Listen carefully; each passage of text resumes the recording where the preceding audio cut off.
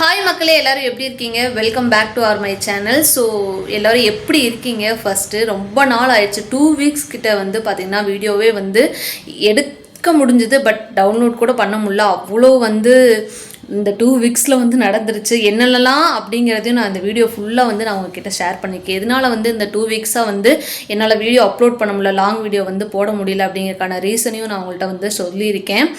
And எனக்கு தெரிஞ்சு ரொம்ப நாளுக்கு அப்புறம் இந்த வீடியோ போகிறனால ஒரு சில பேர்த்துக்கு தோணலாம், இப்போ என்ன உங்கள் சேனலில் பெரிய ரீச் ஆயிடுச்சா, நீங்கள் எதுக்கு இதெல்லாம் வந்து எங்களுக்கு எக்ஸ்பிளைன் பண்ணுறீங்க? அப்படி கிடையாது. என்னுடைய சேனலில் பார்க்குற 10 பேராக இருந்தாலும் அவங்களுக்கு நான் எக்ஸ்பிளைன் பண்ண வேண்டியது என்னோடய கடமை. அதனால நான் சொல்கிறேன். ஸோ நிறைய பேர் நம்ம வீடியோ பார்க்குறீங்க, பட் சப்ஸ்கிரைப் பண்ண மாட்டேங்கிறீங்க. ஸோ ப்ளீஸ் சப்ஸ்கிரைப் பண்ணிவிட்டு பாருங்கள். மறக்காமல் லைக்கும் ஷேரும் பண்ணுங்கள். அப்புறம் ஒரு சிஸ்டர் வந்து கேட்டிருந்தாங்க, ஏன் ஷார்ட்ஸ் வீடியோவில் வந்து நீங்கள் வந்து கமெண்ட் ஆன் பண்ணாமல் வச்சுருக்கீங்க அப்படின்னு. ஒரு சில ரீசன்னால் நான் அதில் ஆன் பண்ணுறதில்ல. பட் லாங் வீடியோவில் வந்து பார்த்திங்கன்னா எல்லா போட்டிருக்க 2 லாங் வீடியோலும் சரி, இப்போயும் சரி, இதுலேயும் சரி, கமெண்ட்டை வந்து ஆன் பண்ணி தான் வச்சுருக்கேன். ஸோ நீங்கள் இதில் என்ன என்கிட்ட சொல்லணும்னு நினச்சாலும் கண்டிப்பாக வந்து நீங்கள் கமெண்ட்டில் சொல்லுங்கள். அது எனக்கு ரொம்ப ஹெல்ப்ஃபுல்லாக இருக்கும். ஸோ வீடியோ ஸ்கிப் பண்ணாமல் பாருங்கள். நிறைய விஷயங்கள் கேள்விகளாகவே நான் வந்து இந்த வீடியோவில் கேட்டிருக்கேன். அதுக்கு நீங்கள் ரிப்ளை பண்ணிங்கன்னா எனக்கு ரொம்ப வந்து யூஸ்ஃபுல்லாக இருக்கும். ஸோ வீடியோ ஸ்கிப் பண்ணாமல் பாருங்கள். வாங்க வீடியோக்குள்ளே போகலாம். சண்டே மார்னிங் இப்போ நீங்கள் பார்த்துட்டு வீடியோ வந்து பார்த்தீங்கன்னா சண்டே அன்னைக்கு எடுத்த வீடியோ. நைட்டு ஃபுல்லாகவே தூக்கம் இல்லைங்க, செம்ம டயர்டாக இருந்தது. காலையில் 5:10க்கெலாம் எந்திரிச்சிட்டேன். சரி, இதுக்கு மேலே நம்ம தூங்க வேணாம் அப்படின்ட்டு என்னோடய ஹஸ்பண்டு வந்து பார்த்திங்கன்னா வெளியூரில் அவங்களுக்கு வேலை இருந்ததுன்னு சொல்லிட்டு கிளம்பிட்டாங்க. இது 5-10 மணி தானா அப்படிங்கிற மாதிரி எனக்கே சந்தேகமாக இருந்தது. ஒரு பால்கார் கூட ரோட்டில் நடமாட்டம் இல்லை. சரின்னு சொல்லிட்டு அப்புறம் என்னோடய ஹஸ்பண்டும் கிளம்பிட்டாங்க. அவங்க போனதுக்கப்புறம் வந்து பார்த்தீங்கன்னா கொஞ்சம் நேரம் உட்காந்துருந்தேங்க. எப்படி தான் மணி 7 மணி ஆச்சுன்னே தெரில. சரி, இதுக்கப்புறம் உட்காந்தோம்னா என்னோடய வேலையே கெட்டுரும் அப்படின்னு சொல்லிட்டு எந்திரிச்சு ஃபஸ்ட்டு துணியெல்லாம் சுத்த விட்டுடலாம் அப்படின்ட்டு சுத்த விட்டுட்டு இருந்தேன். ஏன் அப்படின்னு பார்த்தீங்கன்னா இந்த வெயில் நேரத்தில் ஒன்றா வெயிலுக்கு முன்னாடியே துவைச்சிடணும், இல்லை அப்படின்னா வெயில் முடிஞ்சு ஈவினிங்னால் துவைக்கணும். இந்த 2க்கு நடுவில் மாட்டிக்கிட்டோம்னா ரொம்ப கஷ்டம். அதனால் வந்து ஃபஸ்ட்டு இந்த துணி துவைக்கிற வேலையை முடிச்சிடலாம் அப்படின்னு சொல்லிட்டு துணியை சுற்ற விட்டுட்டேன். இன்றைக்கி காலையில் வந்து பார்த்தீங்கன்னா எனக்கு முன்னாடியே என்னோடய ஹஸ்பண்ட் எந்திரிச்சு போய் இந்த மாதிரி காய்கறிலாம் வாங்கி வச்சுட்டாங்க. என்னோடய ஹஸ்பண்ட் வந்து பார்த்திங்கன்னா வீட்டில் எந்த பொருள் தீருதுன்னு எனக்கு முன்னாடி அவங்களுக்கு தான் தெரியும். ஏன்னா அவங்க அவ்வளோ ஒரு கேரிங்கான ஒரு பர்சன். எப்பயுமே என்ன வேணும்னு நான் சொல்கிறதுக்கு முன்னாடியே அதை அவங்க வாங்கி வீட்டில் வச்சுருவாங்க. அவங்க அந்த மாதிரி ஒரு பர்சன்னாலே என்னமோ நான் இப்போ வரைக்கும் வந்து ரொம்ப கேர்லெஸ்ஸான ஒரு பொண்ணுது.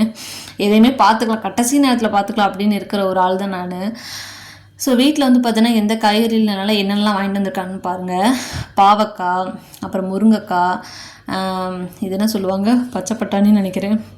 அதுக்கப்புறம் வந்து அது மொச்சை. அதுக்கப்புறம் வந்து மல்லித்தலை, கத்திரிக்காய், இஞ்சி வந்து இந்த மாதிரி பேக்கில் போட்டுச்சிங்கன்னா ரொம்ப நாள் வரும். மேக்ஸிமம் வந்து பார்த்திங்கன்னா இந்த மாதிரி பாலித்தீன் கவரே யூஸ் பண்ணக்கூடாதுன்னு சொல்லுவாங்க. பட் இப்போதைக்கு என்கிட்ட இருக்கிறதா தான், அதனால தான் அதான் யூஸ் பண்ணிகிட்ருக்கேன், மாற்றிக்கிறேன். அதுக்கப்புறம் உருளைக்கிழங்கு, வெங்காயம், பீட்ரூட் வந்து நாங்கள் எப்பவுமே ஜூஸ் போட்டு தான் குடிப்போம், அதனால தான் நிறையா வாங்கியிருப்பாங்க. அதுக்கப்புறம் இந்த வெண்டைக்காய், தக்காளி, கருவேப்பிலை வந்து பார்த்திங்கன்னா உருகி கவரில் போட்டு வச்சுருக்கேன்.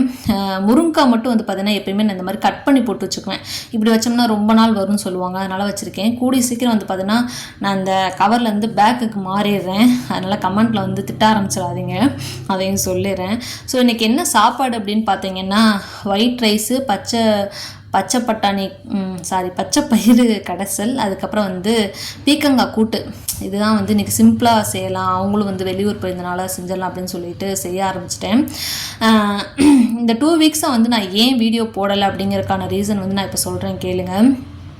ஒரு 1 வீக் முன்னாடியே வந்து என்னோடய ஹஸ்பண்டுக்கு கொஞ்சம் ஃபீவராக இருக்குதுன்னு சொல்லி சொன்னாங்க. வெளியூர்லாம் போயிட்டு வந்துட்டு நைட்டு படுக்கும்போது பார்த்தீங்கன்னா ஃபீவராக இருக்குதுன்னு சொல்லி சொன்னாங்க.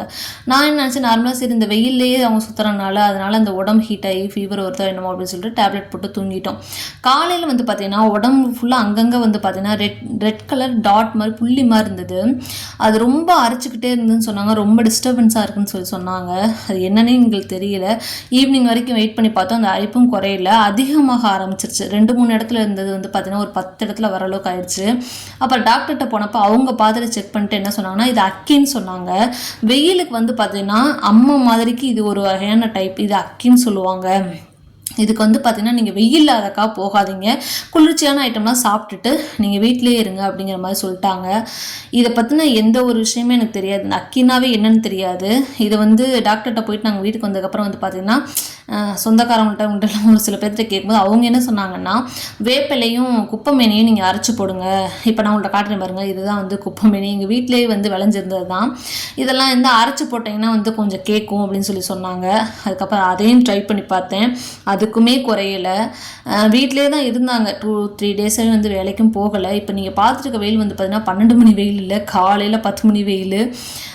சரி, அப்போ டாக்டர் சொன்னதும் எனக்கு ஒரு விஷயம் வந்து ஞாபகத்துக்கு வந்து என்ன சொன்னால், உடம்பு குளிர்ச்சியாக வச்சுக்கிட்டிங்கன்னா கொஞ்சம் குறைஞ்சிரும் அப்படின்னு சொல்லி சொன்னனால நான் இந்த மாதிரி சப்ஜா விதை ஊற போடுறது, அதுக்கப்புறம் கடல் பாசி காய்ச்சி வைக்கிறது, இதெல்லாம் நான் வந்து ரெகுலராகவே பண்ணுவேன். பட் இந்த தடவை கொஞ்சம் லேட்டாக ஆரம்பிச்சிருக்கேன்னு வச்சுக்கோங்களேன். இல்லாட்டி சம்மர் ஸ்டார்ட் ஆன உடனே இதெல்லாம் பண்ண ஆரம்பிச்சிருவேன். இந்த தடவை கொஞ்சம் கேர்லெஸ்ஸாக இருந்தனால இதெல்லாம் வந்துருச்சுன்னு கூட சொல்லலாம்.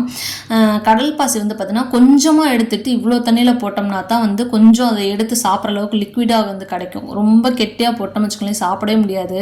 இப்போ நான் உங்கள்கிட்ட காட்டுறேன் பாருங்களேன், இந்த அளவுக்கு இருந்தால் தான் இதனால் வந்து ஒரு மாதிரி தண்ணி மாதிரி பதத்தில் இருக்கணும். ரொம்ப கெட்டியாக இருந்துச்சுன்னு வச்சுக்கோங்க, சாப்பிடவே முடியாது. கடல் பாசியாகவே இருந்தாலும் நம்மளால் சாப்பிட முடியாது. அதனால் இந்த பதத்தில் செஞ்சு வச்சுட்டு ரோஸ் மில்காக வந்து கலந்து அவங்களுக்கு கொடுக்கலாம். அவங்க மட்டும் இல்லை, நாங்கள் 3 பேருமே, நான், என் பையன், என் ஹஸ்பண்ட் எல்லாமே சாப்பிட்லாம் அப்படின்னு முடிவு பண்ணிட்டு, அதுக்கப்புறம் நிறையா ஃப்ரூட்ஸும் வாங்கிட்டு வந்தாங்க. வீட்டில் வந்து இந்த கிரேப்ஸு, தர்பூசணி பழம் இதெல்லாம் வந்து வாங்கிட்டு வந்திருந்தோம்.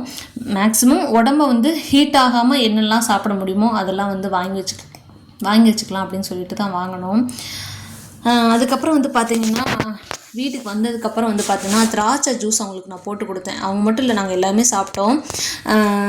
உடம்பை வந்து ஹீட் ஆகாமல் வச்சுக்கணும் அப்படிங்கிறதான் டாக்டர் சொன்னதுமே.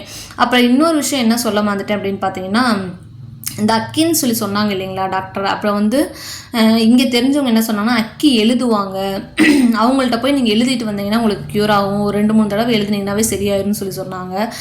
அப்புறம் அது செய்யலாமா வேணாமான்னு யோசிச்சுட்டு இந்த ஒரு நாள் ஃபுல்லாக அது, ஏன்னா எங்களுக்கு அது என்னன்னே தெரியாது. அப்புறம் நீங்கள் யார்கிட்ட போய் என்னென்னு கேட்டு என்ன விசாரித்து பண்ணுறதுன்னு தெரியல. ஸோ ஃபஸ்ட்டு ஒரு 2 நாள் வந்து பார்த்தீங்கன்னா இந்த ஜூஸ் போட்டு குடிக்கிறது, இந்த மாதிரி இந்த பழம் சாப்பிட்றது இப்படியே கடத்தணும். அப்போ கொஞ்சம் க்யூர் ஆகவே இல்லை. அப்புறம் என்ன பண்ணிட்டோன்னா, சரி கிளம்பலாம் அப்படின்னு சொல்லிட்டு அக்கி எழுதுறதுக்கு நானும் என்னோடய ஹஸ்பண்டும் வந்து பார்த்திங்கன்னா கிளம்பி வெளியில் போயிட்டோம். கொஞ்சம் தூரம் நாங்கள் இருக்கிற இடத்துலேருந்து ஒரு 1/4 மணி நேரம் ட்ராவல் பண்ணி போய் தான் அக்கி எழுதுகிற மாதிரி இருந்தது. எழுதிட்டு வந்தோம். அவங்க என்ன சொன்னாங்கன்னு பார்த்தீங்கன்னா, உப்பு போடாமல் சாப்பிடுங்க, ஷாம்பு சோப்பு இதெல்லாம் போட்டு குளிக்காதீங்க, லிக்விடு இந்த மாதிரி எப்படி சொல்ல கெமிக்கல் ஐட்டம்லாம் போட்டு குளிக்காதீங்க, வெயிலில் சுத்தமாக போகாதீங்க, ஷர்ட்லாம் போடாதீங்க, நிறைய தண்ணி குடிங்க, மோர் குடிங்க, தயிர் மோர்லேயே சாப்பிடுங்கன்னு மட்டும் சொல்லியிருந்தாங்க. அப்புறம் அதை ஃபாலோ பண்ணி தான் ஆகணும், ஏதோ ஒன்றாலும் கேட்கணுமே அப்படின்னு சொல்லிட்டு ஆக்சுவலி வந்து பார்த்திங்கன்னா டாக்டர் கொடுத்த மெடிசனுக்குமே அவ்வளோக்கா கேட்கல. அதுக்கப்புறம் வீட்டில் இந்த குப்பைமேனி இதெல்லாம் அரைச்சி போட்டோன்னு சொல்லுவாங்க, அதுக்கும் க்யூர் ஆகலை.